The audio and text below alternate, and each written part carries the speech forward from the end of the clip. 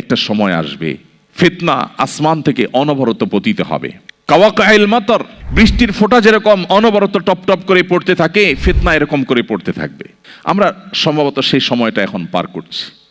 চতুর্দিকে ফিতনার যে ভয়াবহ অন্ধকার, যে ফিতনা আমরা হারিয়ে যাচ্ছি, যে ফিতনায় আমাদের অস্তিত্ব বিলীন হওয়া উপক্রম, ঠিক এরকম সময়ে যদি আমরা ঈমানের উপর অটল থাকতে পারি, তার বৈশিষ্ট্যটা কি, তার লাভটা কি?